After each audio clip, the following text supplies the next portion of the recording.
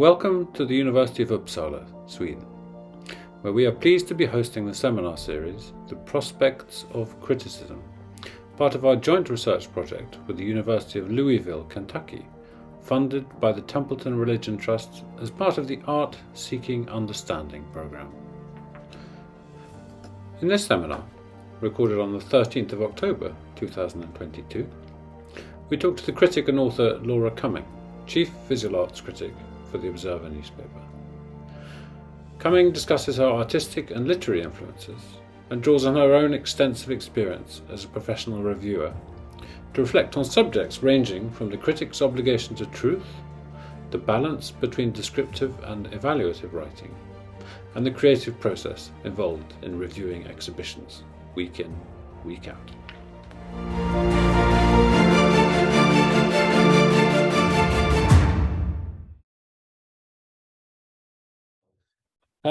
Wonderful. Welcome, everybody. Thank you very much for joining us. It is a great pleasure for all of us, and particularly myself and Elizabeth and John, to welcome Laura Cumming to join us and be the main presenter of today's seminar for our project, Knowledge, Perception and the Prospects of Criticism. Perhaps we'll talk a little bit about the prospects of criticism very soon.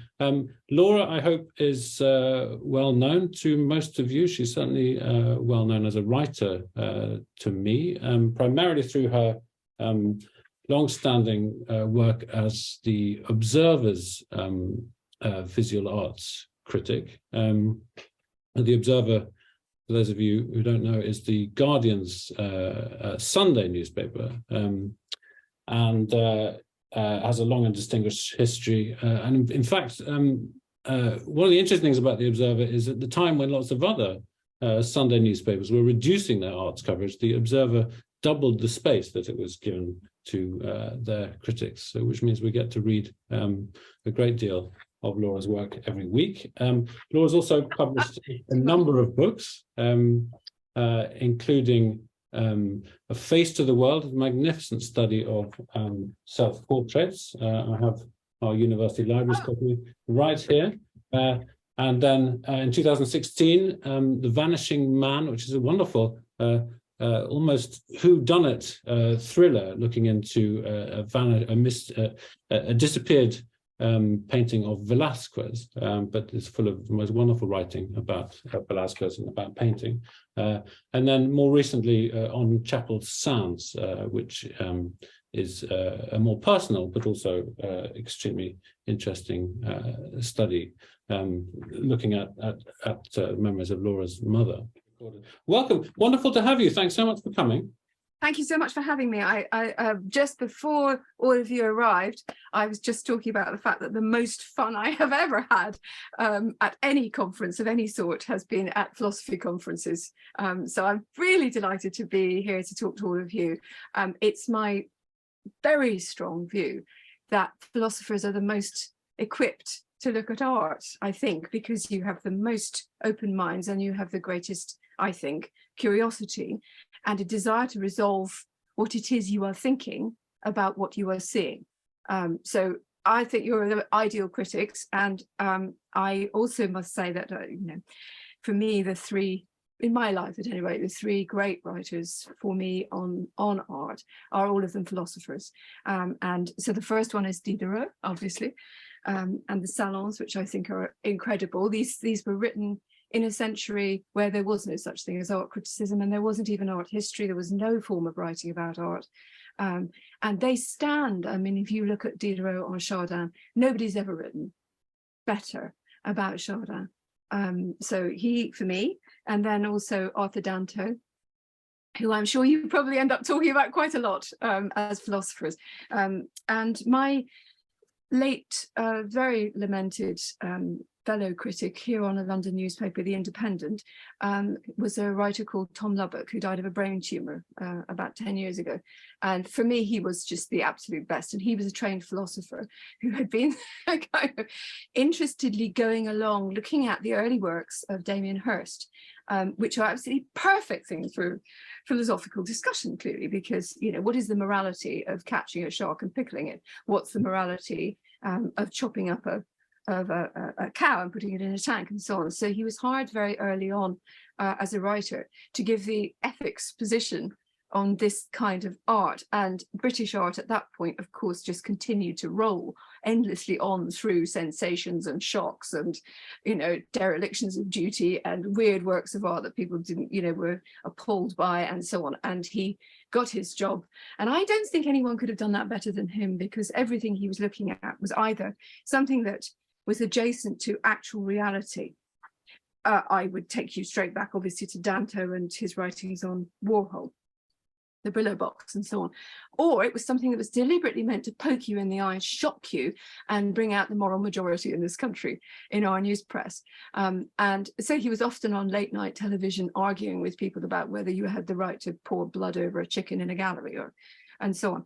But I still feel, when I am trying to think about what I do for my job, I still feel that I must always return to these writers, because they give a moral compass to some extent to everything we do. And one of the questions that Guy very kindly asked me to think about was, you know, what is a critic doing? And actually, I'm just going to read 3 lines from Danto, because I don't think there is a better way of putting what I do, just as a journalist every week in a Sunday newspaper.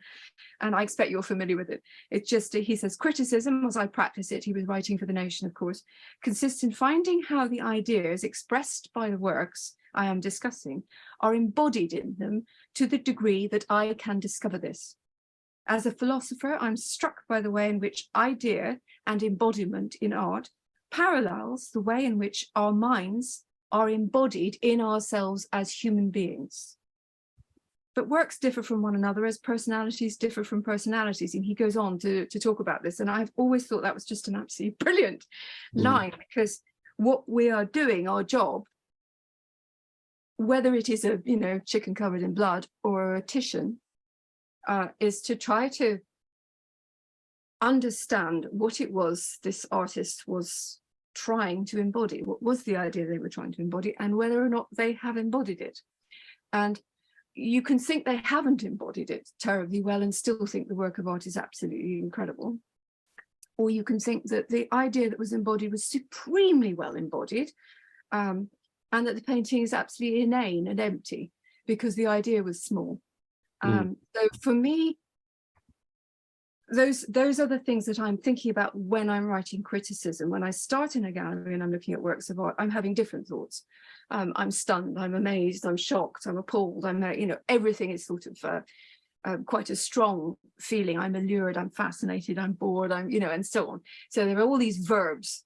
But ultimately, when I am writing, which is what you've asked me to talk about, when I'm actually writing afterwards, I am trying to think in those terms. I'm trying to think, laying aside the fact that Tracy Emin's bed, which you may have seen and which is frequently shown, I remember a critic standing next to me saying, "Doesn't it smell bad, this bed?"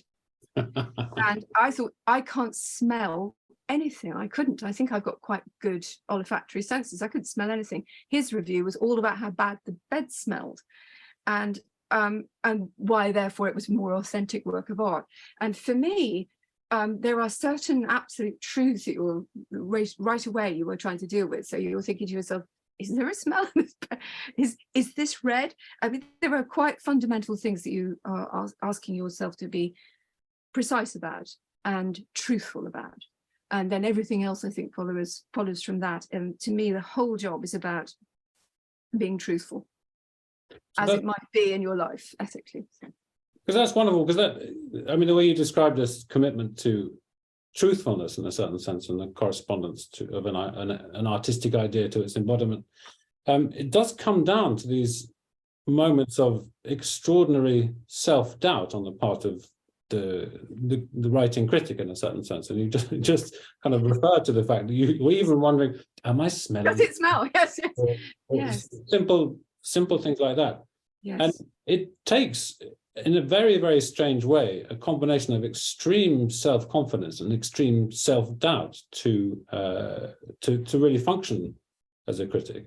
So it's interesting, perhaps just to get started, to hear a little bit about like how it was for you coming into this world of criticism, and how your relationship to your sense of what you're doing has changed during these decades. Yes.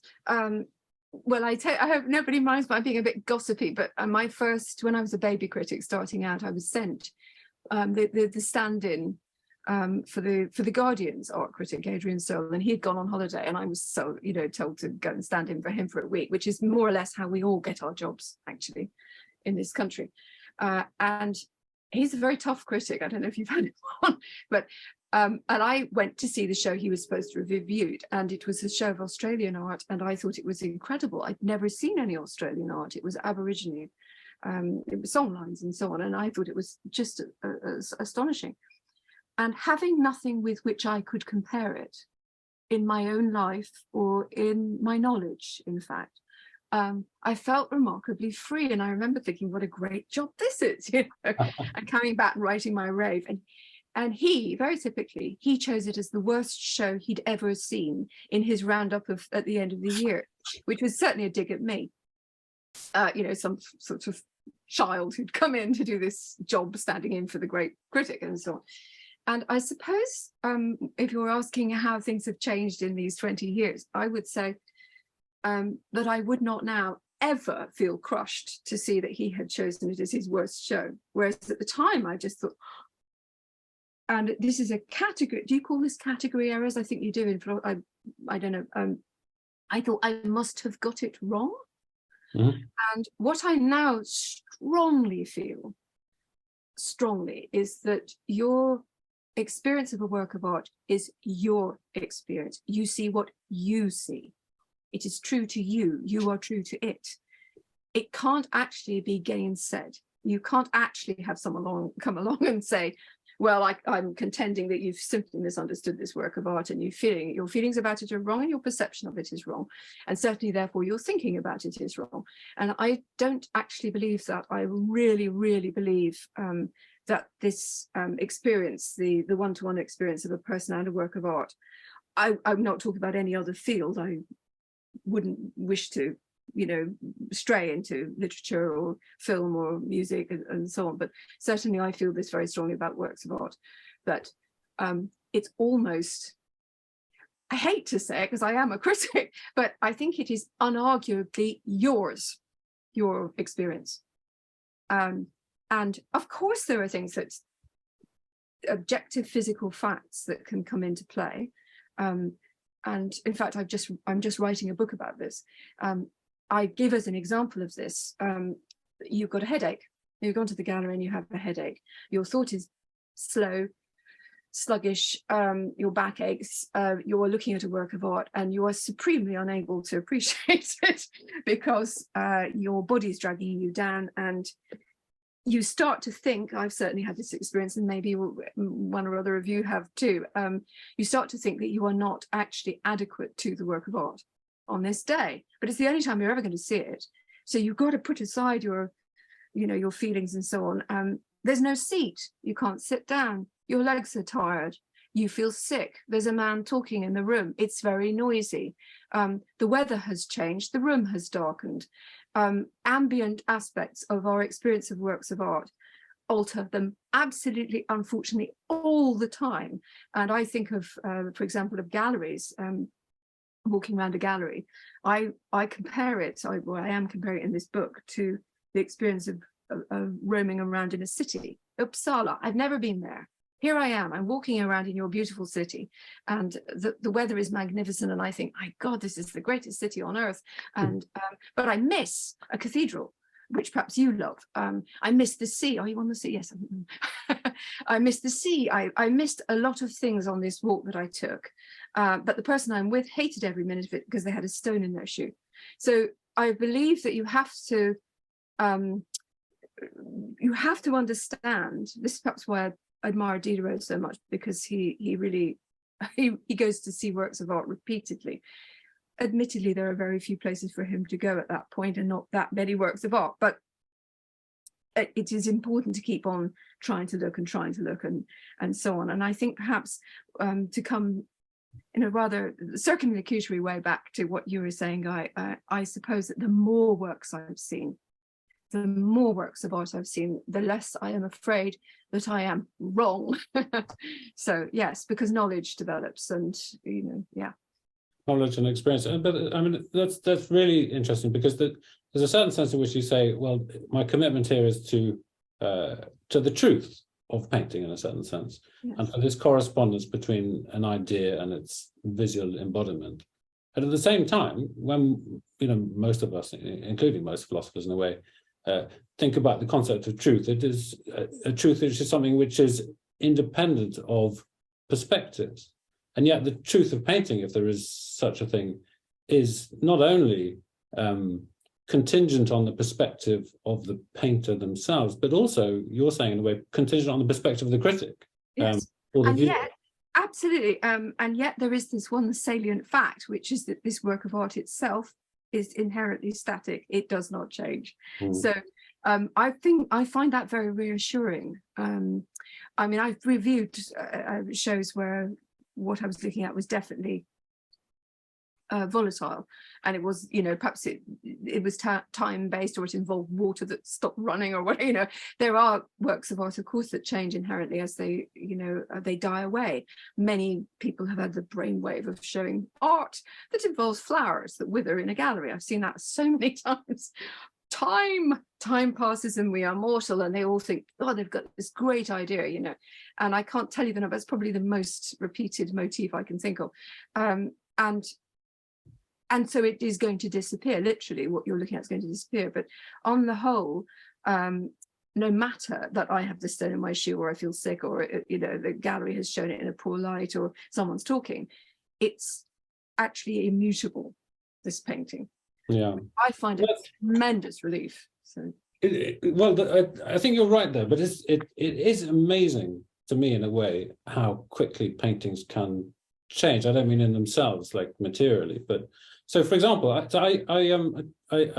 have shared in the chat with everybody this early self-portrait of Paul Cézanne, which features in the new exhibition at the Tate Modern, which you already mentioned, of Cézanne, which is the subject of your review in the latest issue of the Observer. And like I think many people was or have felt quite familiar with this this painting. And if you don't mind, I'm just going to read your first paragraph of this review. So this was published in last weekend's Observer. It says, Tate Modern's magnificent homage to Paul Cézanne opens with the artist himself, shy, wary, prematurely balding in his 30s, almost unwilling to look himself in the eye in his own self-portrait. His mouth is a single red dab in an obliterating black beard. He wears the era's heavy dark coat. Yet all around him is an ecstasy of pink and umber swirls, lifting off like clouds or smoke or vapor vanishing into purest abstraction. The 19th century painter surrounded by a vision of the future. Now, when I read that, I have to say the background of the painting just completely came alive to me. Before that, I'd just taken it, as a background plasterwork in his studio, and suddenly it takes on this meaning in a way of Cézanne's relationship to history, in a certain sense, his relationship as someone really on the verge of an explosion of different kinds of thinking about art and different kinds of thinking about history. And that comes in a way by your ability as a writer to embody in your writing the perspective which you have gained in relation to the paintings. And that's, I don't know, I just find it fascinating how quickly sometimes when a reviewer seems to just get it right, and I'm taking for granted that many people here will share my judgment that you're really getting it right here, is that's what criticism should be doing. It's just like it's just showing us something and lifting it out there and bringing it to life. Is that something you think of as wanting to do? Because there's also yes, absolutely. I'm a total campaigner. I'm absolutely naked campaigner. I want everyone to go and see every show that I am, reviewing, basically, unless I think it's a sort of tremendous waste of their money and, they shouldn't be doing it. But yeah, I do really want them to. I want everybody to use their eyes and go to everything. So yes, you raised a very interesting question about that review, though, because I spent a very long time wondering whether to put that first paragraph in that piece, because I am obviously suggesting in that, I think that portrait is dated 1875, and I'm implying that he's painting abstraction. So he's there, a really long time before abstraction. And everybody knows that Cézanne is famously described by Picasso as the father of us all, and that everything from Cubism to abstract expression all comes back to Cézanne. So it's a risky thing to do, because not risky in moral terms particularly, but I remember thinking when I was writing it, well, do I really want to be saying that? Because do I really want to be talking about him in terms of the future of art? He's often described as an icebreaker, and that certainly is what he is. But I love to think of Cézanne in that absolutely amazing painting. I love to think of him in his studio in Aix-en-Provence, not having any sense of the future at all. If anyone here has been to that studio, it's just in an orchard and behind a sort of secret wall in a garden. And, he wasn't thinking about whether or not he was better than Manet, or whether he was leading us onward towards. He wasn't thinking about anything like that, I'm sure. And actually, the piece that you were very kindly reading from contains in it a remark which I also thought about in terms of meeting you today, which is from his contemporary, the French painter Maurice Denis, who writes, I think at the end of it, something along these lines, that every painter he knows loves Cézanne, painter's painter. But nobody has the faintest idea why or what it is they love about Cézanne, or how to put it into words or anything. And actually, to me,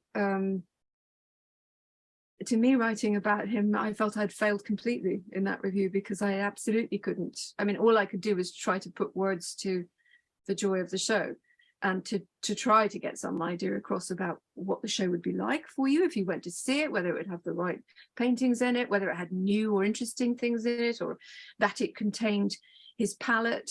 There were strange photographs of him that he uses, a lime green that nobody else ever used.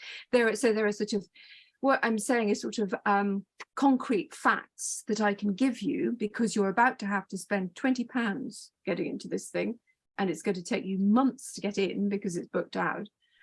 So I have a job of trying to give you an idea of what the physical experience of going there would be like.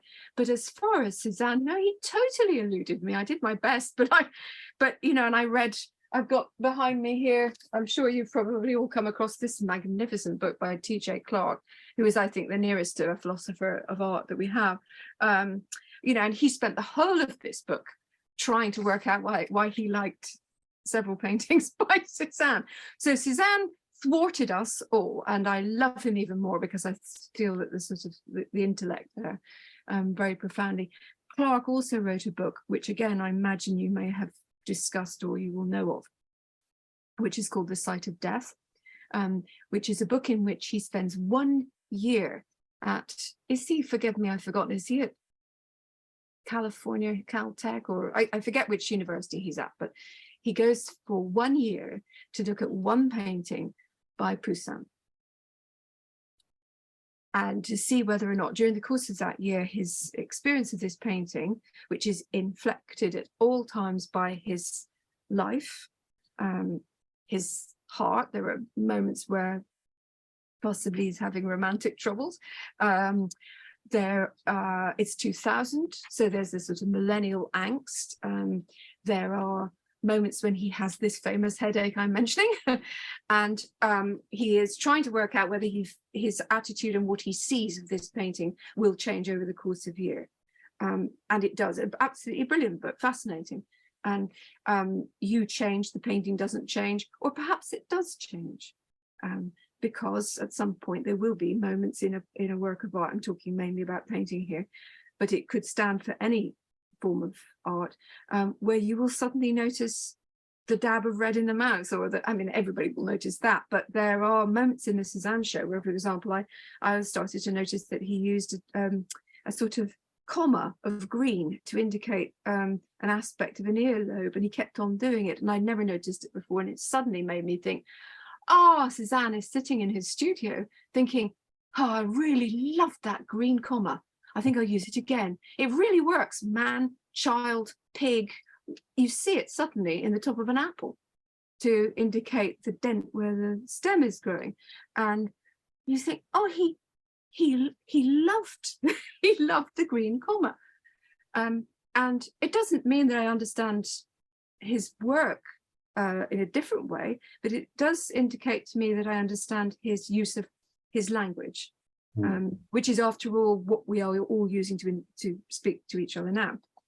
So there are basic sort of comprehension, and there are plenty of artists for whom reducing the language down as far as you possibly can is their shtick. It's the only thing they do. I mean, and some of them do it brilliantly. I'm thinking, for example, of Keith Haring, or Patrick Caulfield, or Julian Opie, for whom it is literally about rudimentary signs, two dots and a dash for a face. It's emoji land in a way.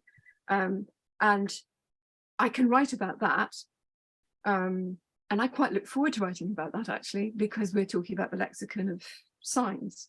And philosophers write beautifully about those artists, better than anyone, I think. I won't love it.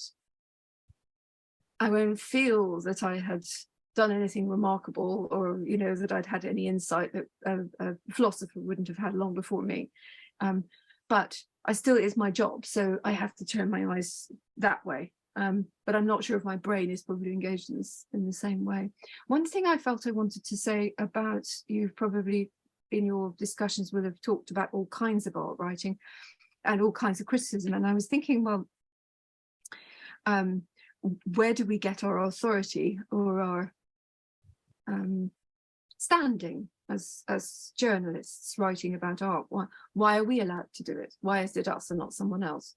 And I mean, I can answer that in great detail in terms of who actually gets these jobs in my country, for example.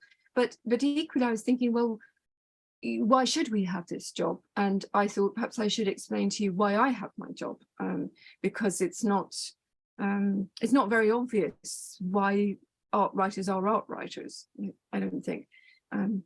And in my case, I'm the child of two artists, and I grew up with art, and one of my first jobs was making programs about art for the BBC. That doesn't necessarily give me the job, right?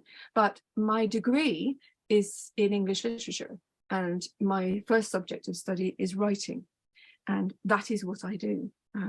I am not an artist, and you are not reading anything except words when you read, and this is the profession of it. So I suppose for me, the two things are happily converge in this job, which I really love, because every single week it requires me to answer something, solve something, work out why something is the way it is, and then why it is or isn't remarkable to me. So that's how I come to do it. And recently I saw that, I don't know if any of you saw this article, but I can send a link to you. But recently, 300 artists have included some really very Swedish, American, British, French artists from all over the world were asked to submit a really terrible review of their work for a book. And 300 there were, and really took very well-known artists, and they were allowed to have a riposte. So they were able to say, you know, I absolutely hate Laura Cumming, or I particularly hate Roberta Smith, was the one who was most hated in the whole thing. She's the, if you're not aware, she's the art critic of the New York Times, sorry. And Jerry Saltz was another person who got it in the neck. But anyway, I was rung up to be told that I had one review, and I'm I'm afraid I'm famously the opposite way, so I always give everything 5 stars and love it all. But I had given a bad review, and I had given a bad review 15 years ago. And the question I was asked, and I think this was, you can understand why I was asked this question, but I think this was a moral question, and it goes to the question of the ethics of what we do, which is, do I remember the show, and do I remember the bad review? And a very good tripwire question, because obviously I don't remember that show, in fact, and I don't remember writing the review, because I've now written 50 pieces a year every year for the last 15 years, and it's gone. And I was then asked if I wanted to apologize for what I had said, and I read the review and I don't think it was particularly bad. And in fact, I wanted to say that if this artist thought this was a bad review, they were lucky, because it didn't seem to me it was a bad review. But I was offered this opportunity to apologize to the artist. And as a human being, I thought, oh, well, if they've suffered from what I wrote about a very small show that they did, and they've now become so famous that, it had no impact clearly on their career, I'm happy to think, it wouldn't be a very small thing to do to say, I'm very sorry that you were hurt. And then I thought, well, no, I don't write for you.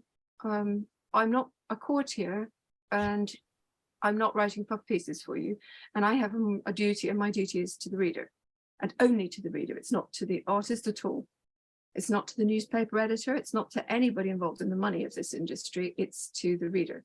So if I had lied and said, he's really, really good at his gilded chairs, which I think was what he was doing, they look really like gilded chairs. So that's good. It would have been, to come back to Arthur Danto, what was his idea? A chair. How did he do it? He gilded it. Has he gilded it well enough so that it looks like a gilded chair? Yes. What is his point? None. There is no point.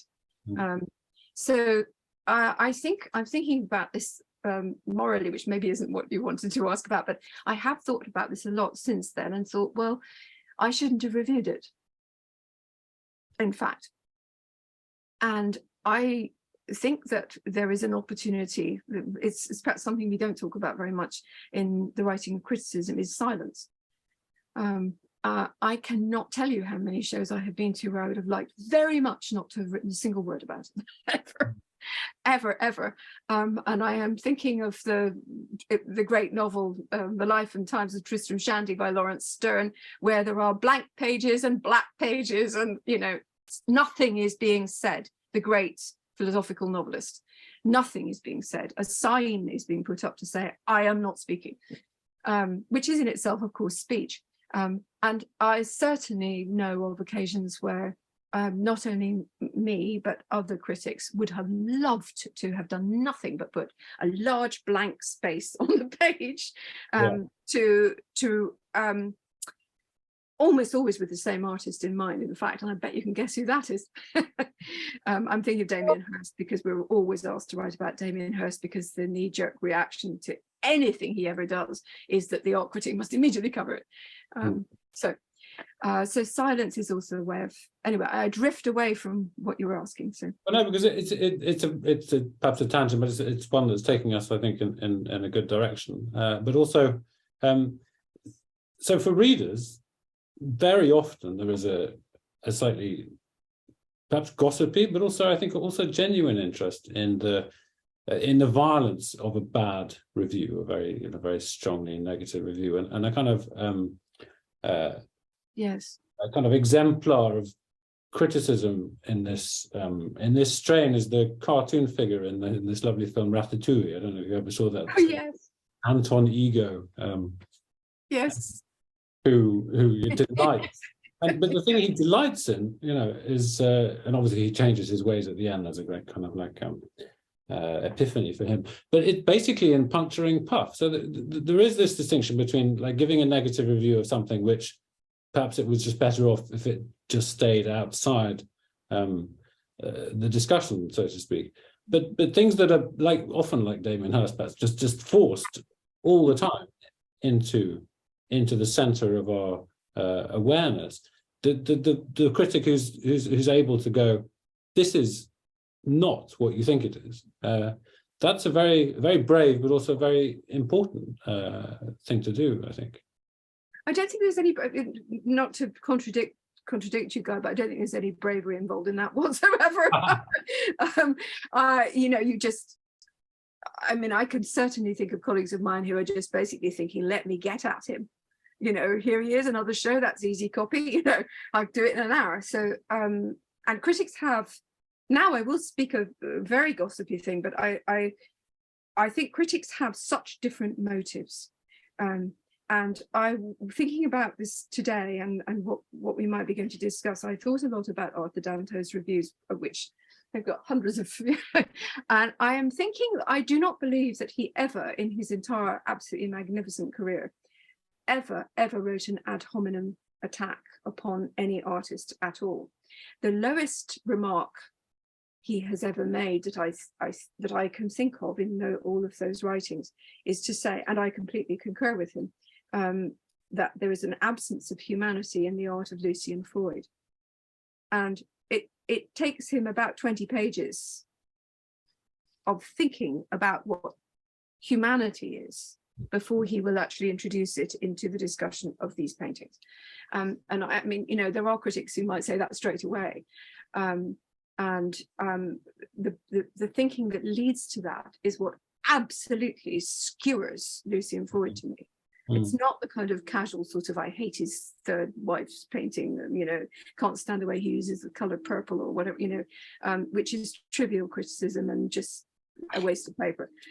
So I think it's very important to try to think when you're writing, if you're making an objection, on what grounds are you making the objection? Is the objection made because there is some inherently there's something morally repugnant about a work of art?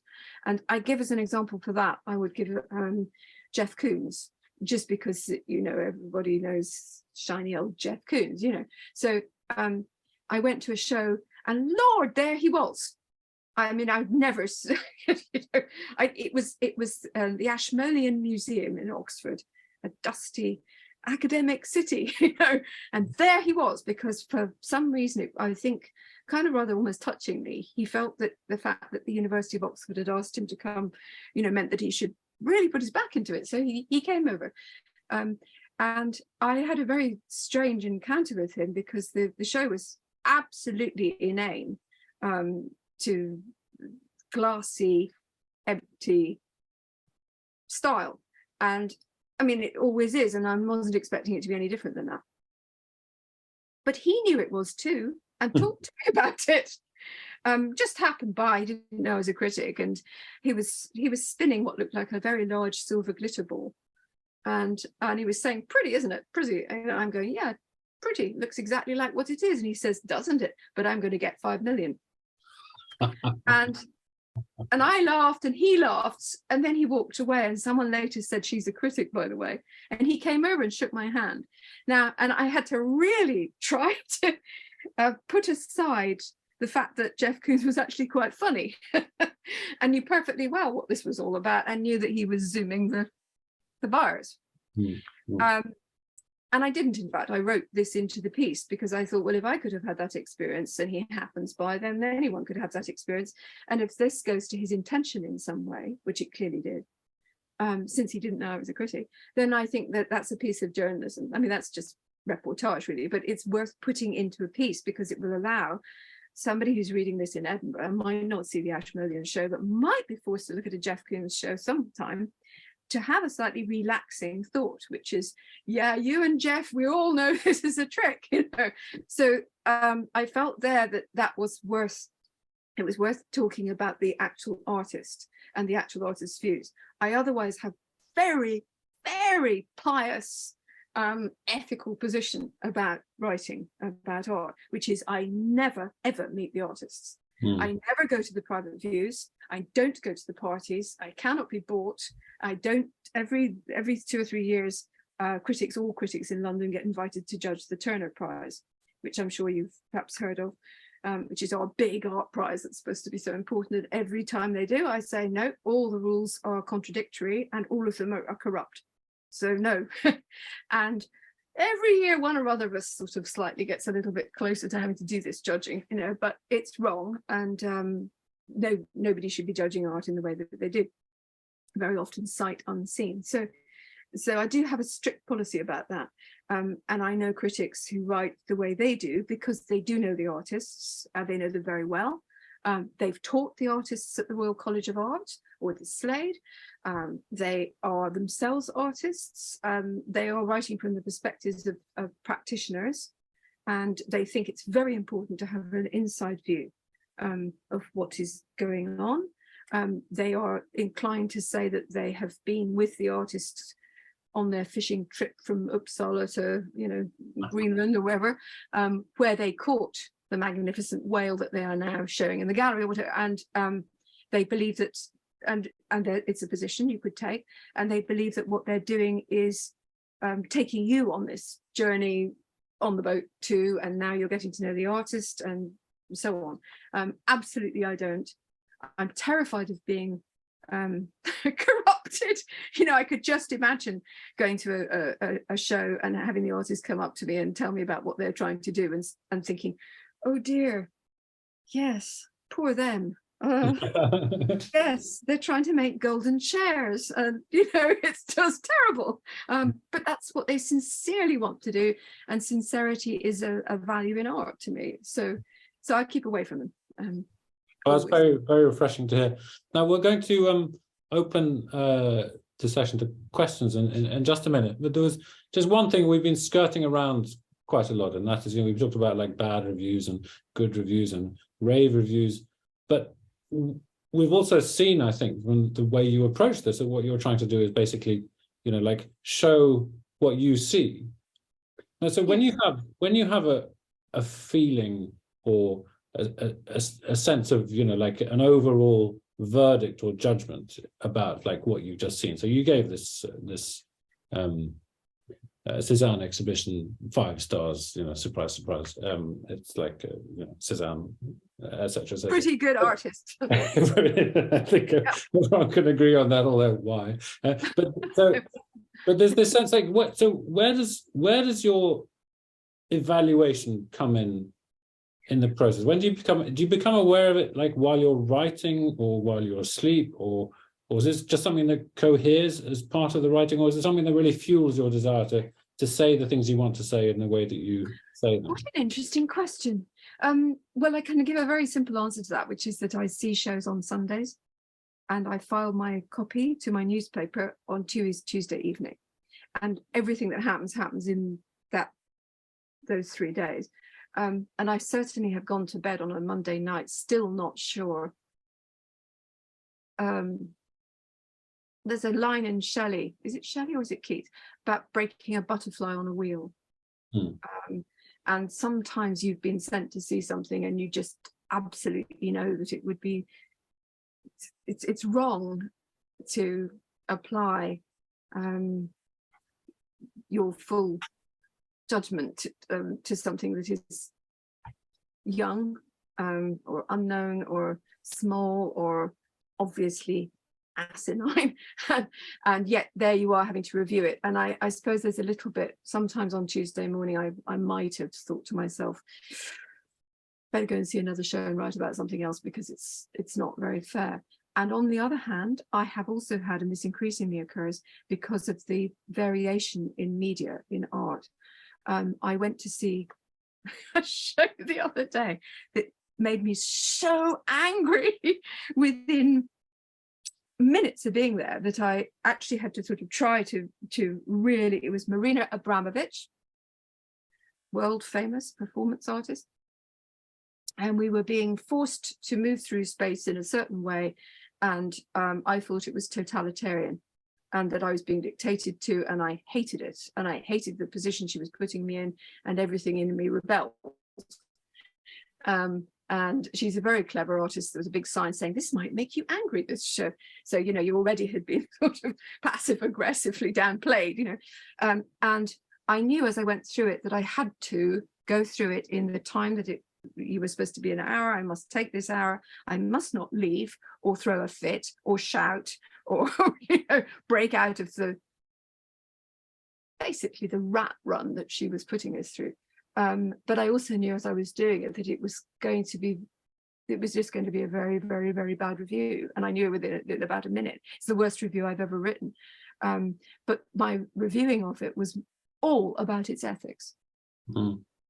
I mean, it had no aesthetic content whatsoever, but it did have very strong political overtones that I found very hard to take.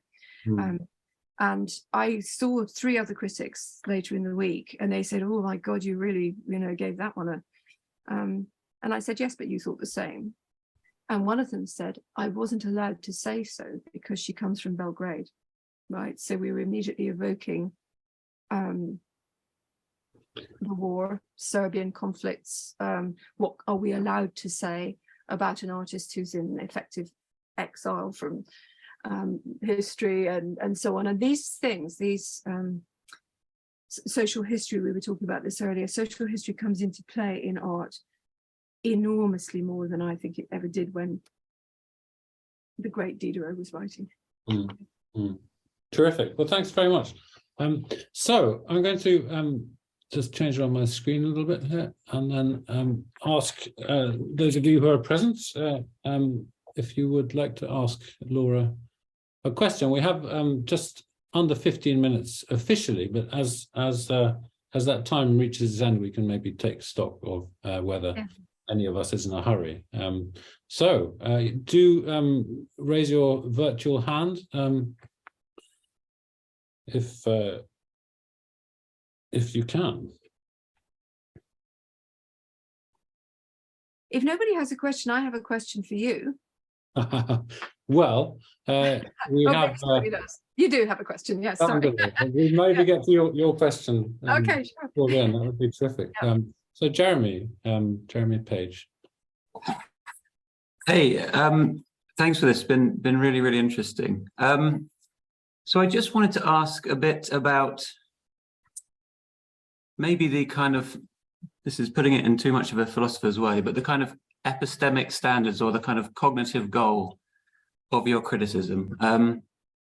So you said, so there are these kind of objective things you need to get right. The colors are this way, blah, blah, blah.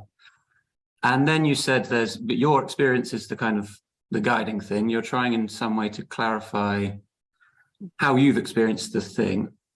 And then you talked about kind of, or Guy, and you talked about this notion that it's your perspective. We want to know about your perspective. So I'm wondering, I don't know, I'm wondering kind of how the object or the artwork out there fits in. So the artwork isn't just kind of its objective features, its color composition, it's the idea as well. So when you first encounter something, you're not sure how you feel about it, you're clarifying your feeling towards it, but also presumably it's not just your feeling, that the object is taking up the main space, or it's you getting clear about the object. So kind of a maybe not a very precise question, but there still seems to be a strong cognitive goal. It's your feeling, your perspective, but you're still trying to commune with the object. You're still trying to get at that thing. That's still the guiding thing. Does that sound right? Yes, I absolutely beautifully put. Which comes to back, I suppose, to T.J. Clarke's book, The Sight of Death, because I do think, I mean, I really, really think about this all the time, is how much longer, if I stood in front of this, you know, Rembrandt, let's say, if I stood here another 3 hours, would it have issued its thoughts to me, and I would have taken them in more than I am doing? And I have definitely done like a, you know, like not literally taking a clock timer with me, but I have definitely artificially sat in front of lots and lots of works of art where I've thought I don't know if I've quite got this right, or I don't know if I quite have understood it, or it hasn't its color hasn't hit my, it hasn't passed through my brain, you know, in quite the degree to which it should, or I've, you know, been too stupid to understand what the plot is of a painting by Daumier, or I've been too thrilled by something too fast, or so I think time to me comes into it a great deal. And lots of critics go through shows very fast, and many critics think that they will, with some justification, they think that they might feel better about the works of art if they don't look at them too hard. And perhaps that's true of some work, I don't know, but yeah, its properties are not my properties. My response to it, as I was saying earlier, is mine, and there's no doubt that I can't have another response to it than the one that I have. I can, on the other hand, for example, move over it inch by inch and see whether or not the motion of my own eyes changes my perception of what I'm looking at. I mean, obviously, the thing. So this is just to add in, because I think it's a very important difficulty for anyone going to anyone, never mind a critic. Works of art that are time-based, where I am not going to see the end of it. So I would take as a classic example, and it's been very well written about, but I still think a lot more could be written about it, is the very famous film 24 Hour Psycho, where the whole of Hitchcock's film is slowed down to the point where you could see an individual frame twitching into the next frame, and you could, and some people have tried to, watch it for 24 hours. There's no conceivable way that anybody really other than the artist could probably do that. I know two people who took a lot of drugs and tried to do it to keep themselves going for 24 hours. One of them was a philosopher, interestingly, to see whether it changed the experience, to have been exposed to one thing for 24 hours in a darkened room. Well, those are great. They're sort of, kind of neurological experiment, almost that, rather more than anything else. But what can you say about that? I don't almost know how long I should look at a work of art. And I used to think about that a lot when I was younger, because I used to think, well, I could give this like forever because I don't have children or a home to go to, or, whatever. And my life's different now. And I know that I can't give works of art that much. And I also know, go into the gallery, that they're going to be, in any given room, there will always be one work that's just absolutely sort of reaching to me first. And so some works have primacy that way. And you unfortunately cannot disentangle that, I don't think, from the history of your own life. So, for example, you own a cat. I don't, but maybe you love paintings of cats. There's going to be a moment when you're looking at a painting of a cat. So I can't even think of a good painting of a cat at all, but maybe you can. There's a painting of a cat, and it calls forth involuntary motions in you. Art is really good at that. What else could do it more easily? It is the most available art form there is. You could look at it, and it is entirely open to you right now. I'm now really mainly talking about paintings, but there's no going around the back of it or waiting for something, or it's all given to you straight away. You could actually, in the case of a very small miniature, your actual eye perception takes the whole of it in one go, almost without movement. And so I think there are these, gosh, I'm going on and on and on. I don't think I'm answering your question at all, but I do think there's a moral aspect to the question you're asking, which is essentially, is the work of art, am I managing somehow or other to resolve whatever my feelings and thoughts and emotions and so forth, and all the things that DJ Clark writes about over a year, am I managing to, as it were, suppress them sufficiently to really experience this work of art in all that it can give me to quell myself? I don't know if that's what you're talking about, but I certainly have tried very hard to do it, because that's really something. That's sort of like going to It's like listening to a piece of music that just eventually shuts up your mind. And there are great works of art that do that, I think, but they do it. Thank you. Thanks so much, both of you. That was fascinating. We were talking about the uncertainties of timescales earlier, and I think in the interest of certain timescales, we should move on to Martin, who has a question. Yes, thank you. This was really wonderful. Thank you so much. You said a lot of things about your policy on artists and how you actually want to stay away from the artists and really just look at the work. Do you have a similar policy when it comes to curators? Because one thing I've noticed about many shows that they want to impose this idea or narrative on these works. How do you deal with that? I avoid them like the plague. I can't bear it. They come up and they try to tell you how to look. I understand it because it's their life's work and they have put together this show. But I hope nobody will mind or resent my saying this. I do not myself personally think that curating is a difficult job. I really don't. For example, the Cézanne show, which is on in London, which we've talked about so much, there's a certain degree of could you get it from, you know, could you borrow that painting from that Duke of whatever in Yorkshire, you know, and get the insurance. But, you know, how hard is it, for goodness sake? And they always talk as if they have swum the Hellespont to put this show on for you, you know? And so I really don't like hearing what they think. Except, I mean, there are some exceptions where I think that, well, I can only really think of one actually, but where they want to hear what you're thinking and they want to see what you're seeing, because their interest in the art is so great. They want every view. They want an infinity of responses. Everybody else, the opposite. But that's super interesting. I guess we have our headline now about curators. Oh no, I'm unpopular enough with curators. I don't. I mean, there is an interesting aspect of that, which is that in a certain sense, what we were thinking earlier was that, you know, in a way, your job is to show us what you're seeing, but what you resent about curators is being told what to see. There's a fundamental distinction there, which yes. Well, you're politely saying that. In fact, it's a contradiction, isn't it? Because I'm sort of resisting there. Yes.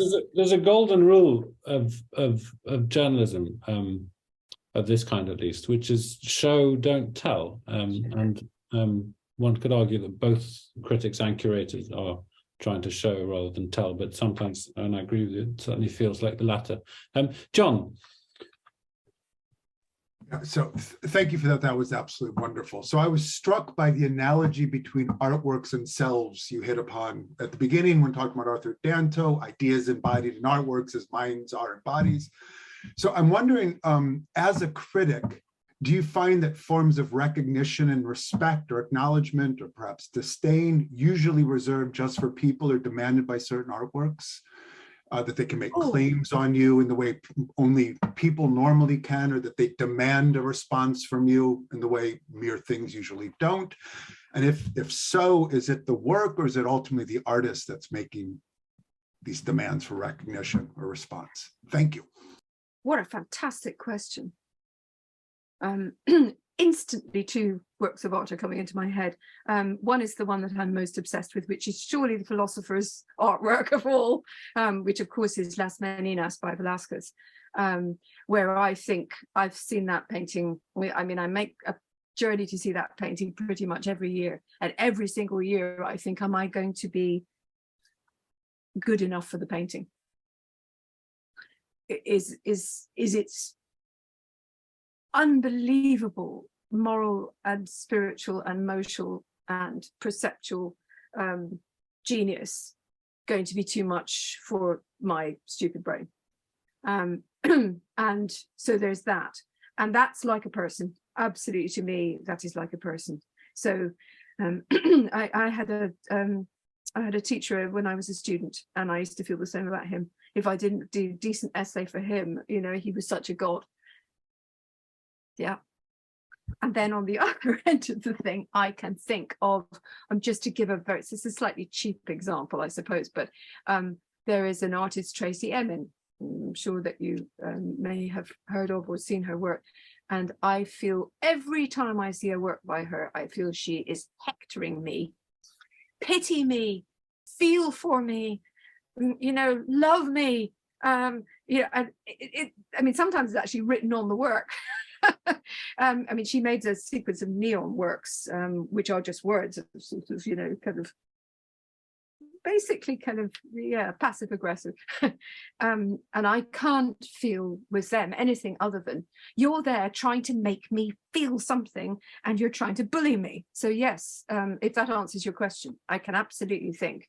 And then Danto, in that brilliant passage, he goes on to say, John, exactly what you were talking about. As a further incidental parallel, there are certain works as certain persons one likes or dislikes for reasons having nothing to do with their excellence or failure. Liking, even loving, belongs to the personality of critics, but not to the structure of criticism, which I think goes to the question asked 3 back. It's inseparable. You can't perhaps stop the fact that you don't particularly love, let's say, these paintings by Tracy Emin, drawings, whatever, but you have to resist. You must resist putting this into the review. You know, you can't, which is why I think there's a very big difference for me between writing in journalism, which has it's a service industry in a way, because I am trying to help you to make up your mind in the current climate whether to spend £25 at the Royal Academy looking at a show. I'm very, very aware of the enormous rising cost of this, the properties of art, you know, the experience. I think it's an outrageous tax on knowledge. I wish that all shows were free, and I'm disgusted by the fact that they're not, in this swillingly wealthy world of art, where every show is backed by, you know, a customer, a client, a collector, a seller, a gallery, or, you know, there's money slewing through every show, right? And the poor person who is not within that art world is being asked to shell out to see these prized goods that belong to all these other people. So I do resent that very much. And therefore, I think it's very important that I try never, ever to, you know, diss a Tracy Emin as I might diss Tracy Emin, you might say. Wonderful. Well, if everyone's happy for us to continue, because it's now just past 4 o'clock Swedish time, then Swedish time. Swedish time. So just past 3 o'clock on. So if you're happy to stay with us another. Oh, I'm totally happy. I mean, it's fascinating. I have some questions for all of you though. So terrific. Well, we have 2 more hands, and then you can raise your hand. Yeah, thank you. Alice. Yeah, thanks. Hi, thanks for sharing. I have just one question. So you said at a certain point that your experience of a work of art is yours and just yours. So as a philosopher, I would like to ask you if there is any room for intersubjectivity, for sharing your experience, or for objectivism. And so, because maybe that could lead to a sort of relativism, maybe that could be risky. I don't know, I'm not an art critic, I do not know anything about criticism, but yeah, that's... Okay, now, I unfortunately am not a philosopher, so so maybe I have to ask you to clarify. Are you saying that I'm suggesting that all responses are subjective? Or have I got that wrong? Yeah, I mean, so your experience of a work of art is yours, and so maybe that could lead to extreme relativism or subjectivity. Yeah, it could. It absolutely could. And again, I'm going to have to ask for everybody, all of you intellectuals, to forgive me that I don't know the language you might use to speak of this, but I nonetheless do believe that that is true. I know in my heart that I would like all of you to go to Madrid now to see Las Meninas by Velázquez, right? I can't think of a greater thing for anyone to go to see. And yet I also know there are people who think it's a painting of a princess. So why is that interesting? And I therefore suppose, in response to this very interesting question, that this thing that I do is in some way a mediation or a to and fro between me and this person that I'm trying to get to look at the painting. And somewhere along the line, I do absolutely know that I believe that painting to be objectively the greatest masterpiece on earth. So I'm saying it's objective fact. So I'm contradicting myself here. Yeah, I see that. And if it was my life's work to make everyone go and look at that painting, I probably would do it. I've certainly written a whole book about it. So I do think there are objective values. Yes, I think there are objective values. And you know, you have this when you were a child, and you know, a child likes a particular kind of art, maybe, and you're an adult and you think, wait till you see whatever, you know, you're going to love that when you're older. And time will pass and your mind will change and so on. And I also know that, although I know absolutely that the draftsmanship of Picasso is, you know, probably only Rembrandt is a greater draftsman to me. I don't love Picasso, and I'm never going to love Picasso. I will be writing very, very enthusiastically about him, but I don't love him. So that comes to the question of people and persons and how. It's very interesting, this idea that a work of art might play upon you as a human being does. If that's what John was saying, I think it was. And I do think that is how I feel, definitely. They play upon me like people. Yes.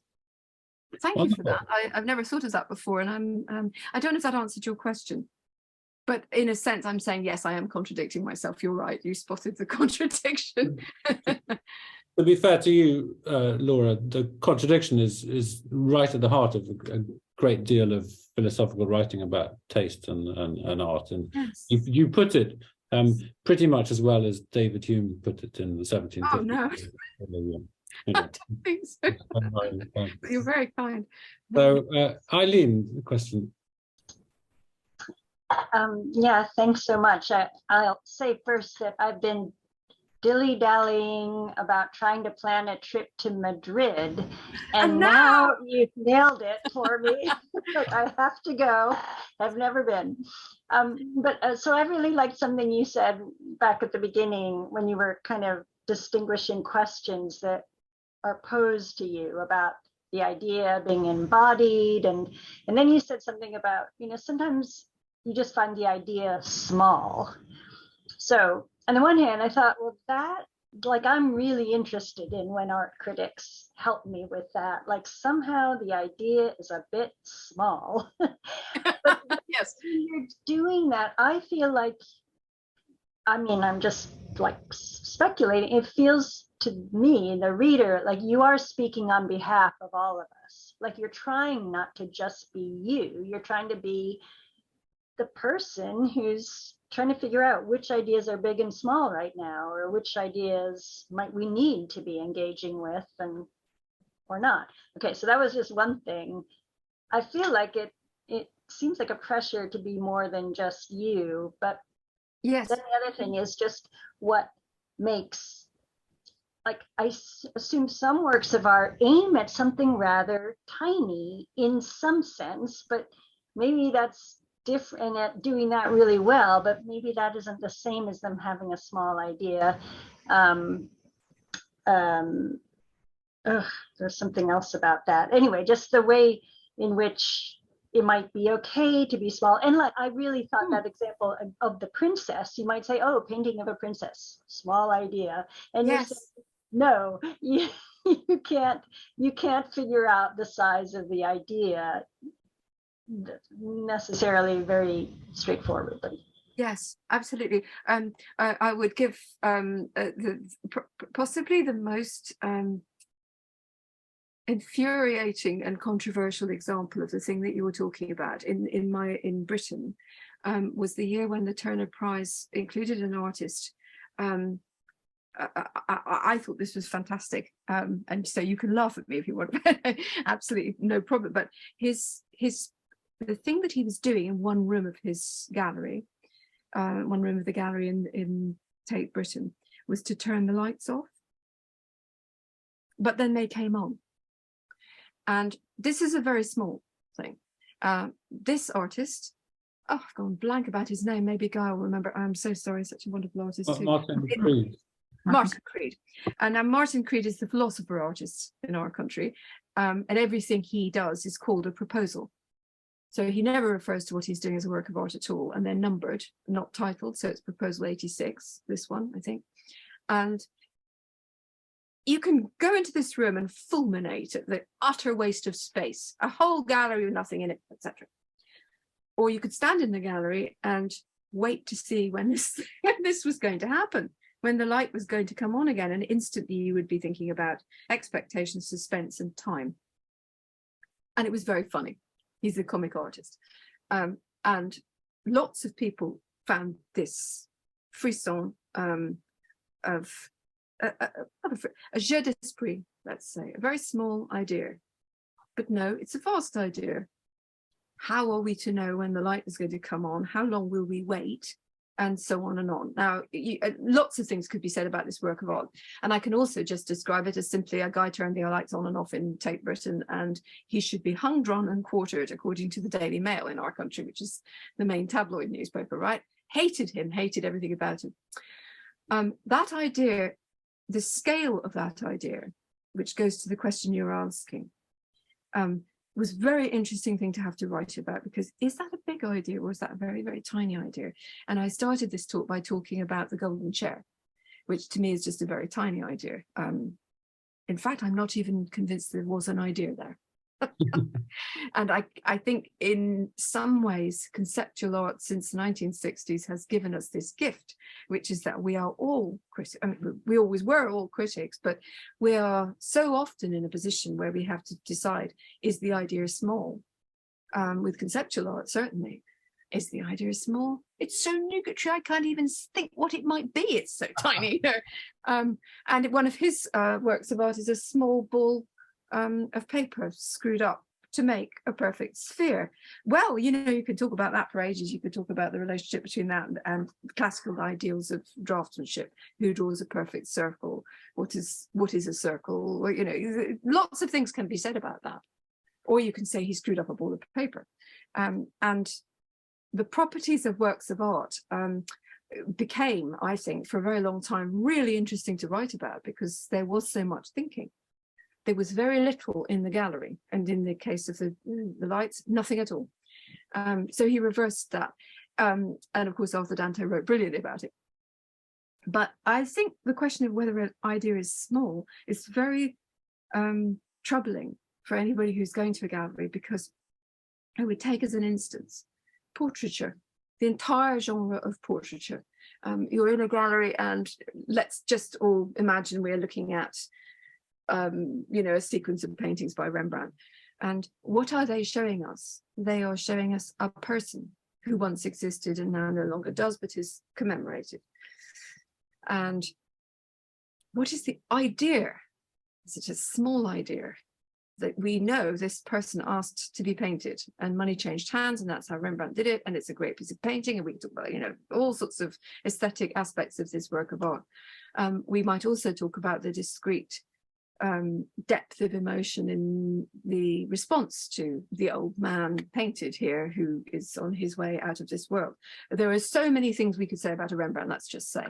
And yet we also, all of us, I'm sure at some point have known or have felt that the painting that we were looking at is a portrait of a 17th century burgher, you know, in Amsterdam, and it's very brown. And the person's dead and it doesn't relate to me. And what is the idea? None. It's a record of an encounter. That's it, right? And I would say that the question of trying to identify what the idea is in a work of art maybe is the essential one. The question you're asking about is, to me, the essential one. Because with even, actually, I was going to say, think about the cave paintings of Lascaux, where you're looking at handprints, which maybe they're signatures, or maybe they're just handprints, or do the, what is that, you know, that's just a very basic thing, a hand print. But where is the idea there? And yet to see those handprints on those cave walls is absolutely epochal, momentous, extraordinary experience that will absolutely split your life, you know, between the before and the after. So establishing what the idea was is sometimes to do with establishing what your idea is, I think.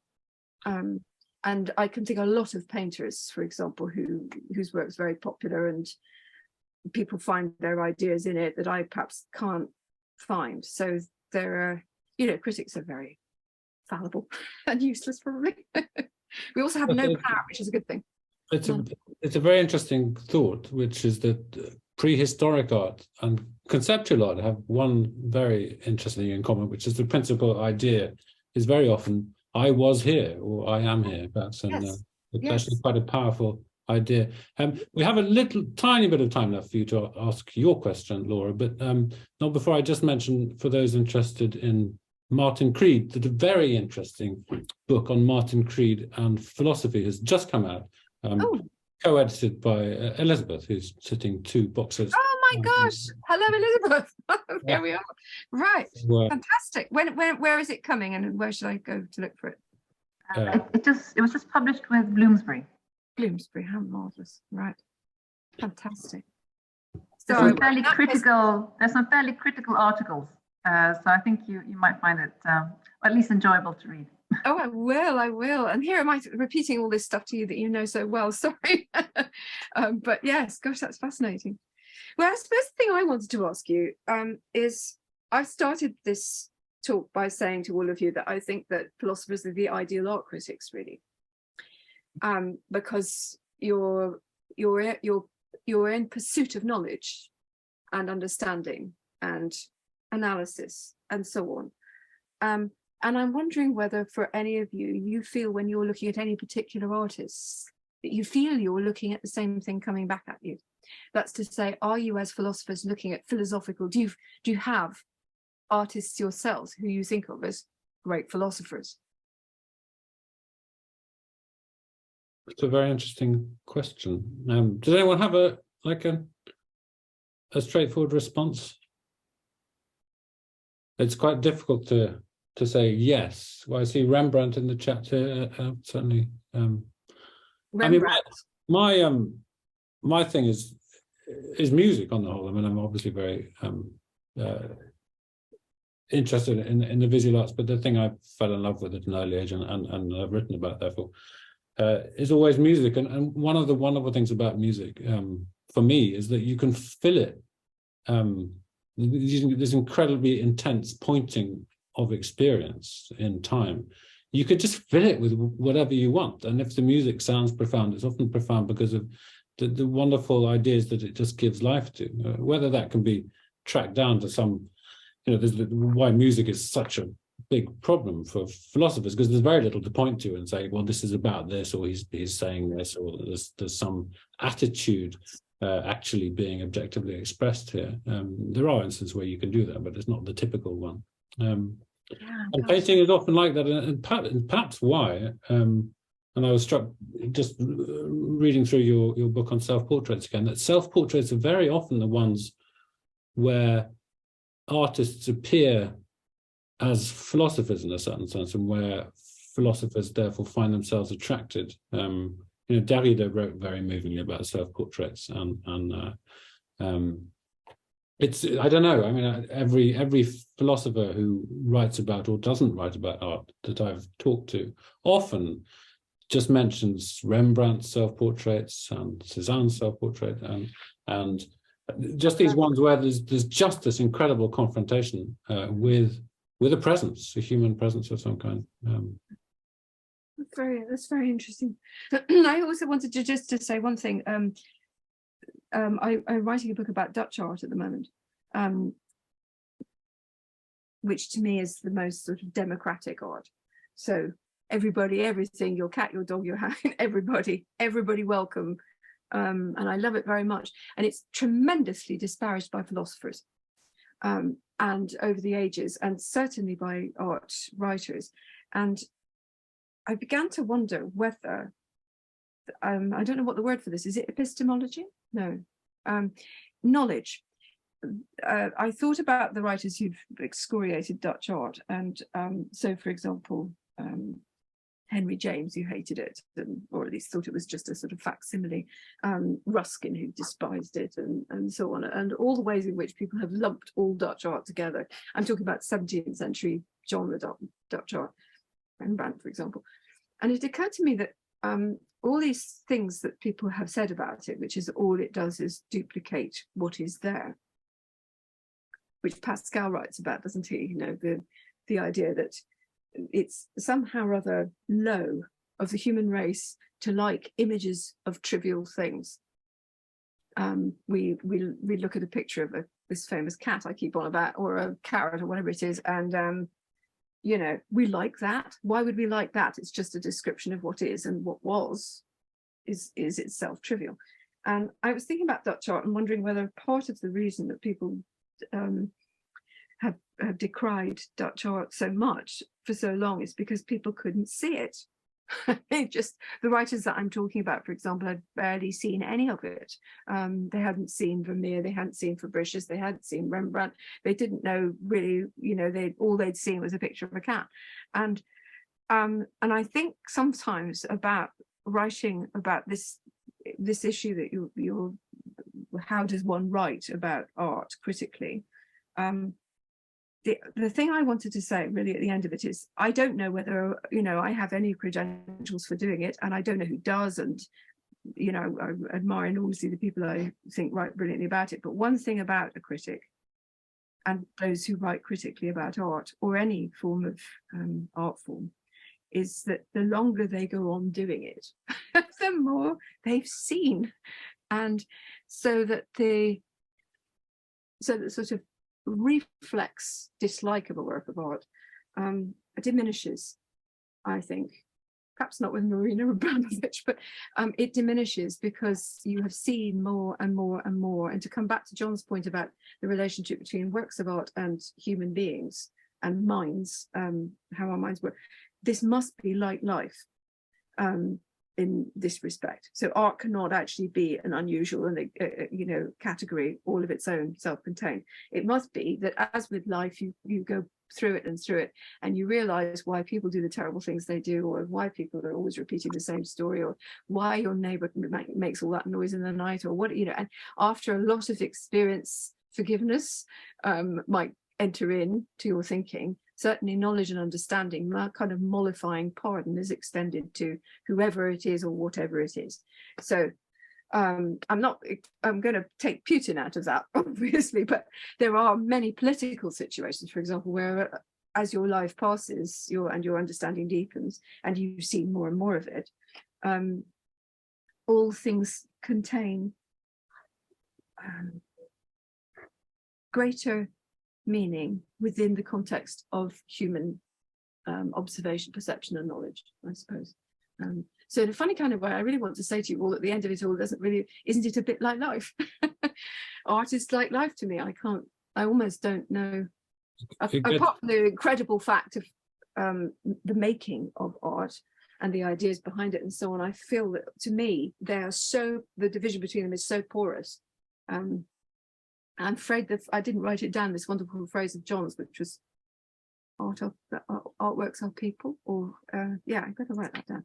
Anyway, that's what I think about it. And one last thing, sorry, I just really want to make this point as a big campaign. I cannot bear the idea that people have to know about art. You see it with your eyes, and the knowledge aspect of it really defeats me. I don't honestly understand it, possibly because I didn't go to the court hole and study it, and maybe I should know more, you know. But really, I'm very, very perturbed by the use of wall texts in museums.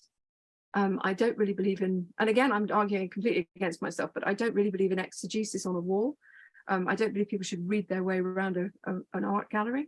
I don't know what it is that is supposed to be so revelatory about discovering that the artist was, you know, Dutch, or that the artist's mother was, you know, who, you know. I am very worried by the idea that what you look at is inflected on the spot by pieces of data supplied by the museum, very often in an exceedingly biased way.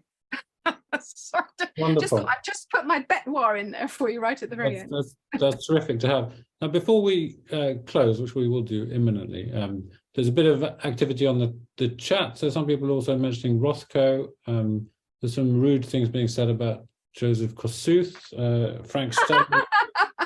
Who's saying that? I'd love to hear that. What's being said about Kossuth?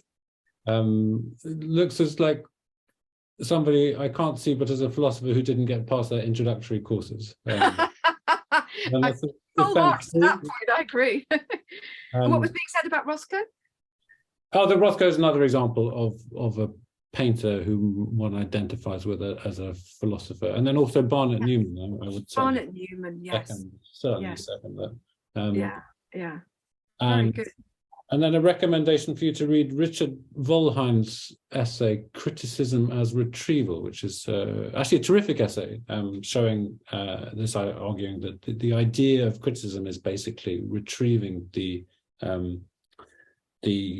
creative process, but not in a simple sense, but rather in kind of like trying to recreate, well, certainly how I understand it, recreate the conditions of possibility which allowed this work of art to come in. Yeah. Well, Wollheim's great. So thank you very much. Whoever recommended that, thank you very much. I've just written it down. Wonderful. Well, a huge round of applause to Laura. Thank you so much. Pleasure was entirely mine. Thank you very much for having me. It's really great to meet you. And wonderful to have you here. And I'll just mention our next seminar will be on the 26th of October. So 2 weeks from now, Jonathan Neufeld will be joining us from Charleston, and he will be talking about political criticism in literary politics and in literary criticism. So that will be very interesting. And thanks for coming today. And thank you again to Laura for a wonderful and inspiring. Entirely my pleasure. It was very nice to meet you all. Thank you.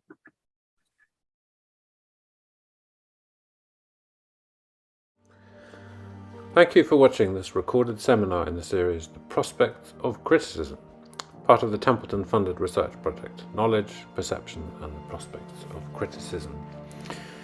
If you'd like to find out more about the project, to learn about upcoming events or watch other recordings in the seminar series, please go to our website www.knowledgeperceptioncriticism.com.